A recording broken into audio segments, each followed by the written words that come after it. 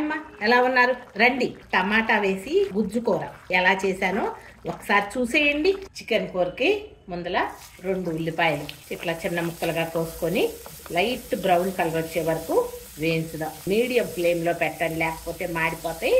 ఇలా బ్రౌన్ కలర్లో వేగిన తర్వాత శుభ్రంగా కడిగి పెట్టుకున్న ఈ చికెన్ని వేసేద్దాం. ఒకసారి తిప్పి కొంచెం ఉప్పేద్దాము, చికెన్లో నీరు వస్తానికి. ఒకసారి తిప్పేసి మీడియం ఫ్లేమ్లో పెట్టి మూత పెడదాం. నీరంతా ఎగిరిపోయి ఇలా నూనె రావాలి, మనం వేసుకున్న నూనె.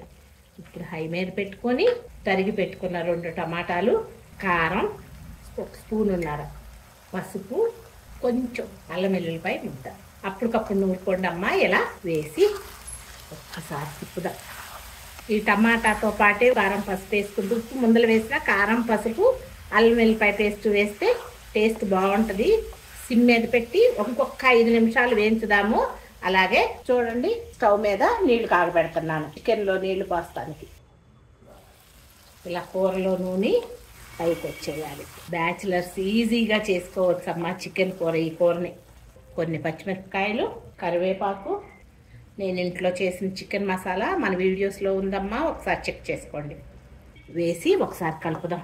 ఇప్పుడు హై మీద పెట్టండి. పక్కన పొయ్యి మీద కాసుకున్నాం కదా, ఆ వేడి నీళ్ళు పోసేయండి.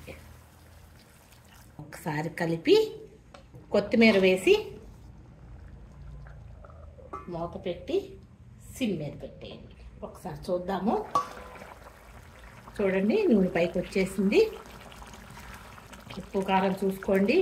సింపుల్గా టమాటా చికెన్ కర్రీ ఈ చపాతీలోకి, రైస్లోకి చాలా బాగుంటుంది. ఒకసారి ట్రై చేసి చూడండి.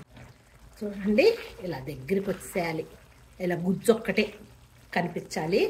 మనం వేసుకున్న నూనె కూర పైన కనిపిస్తే టేస్ట్ చాలా బాగుంటుంది. Thank you.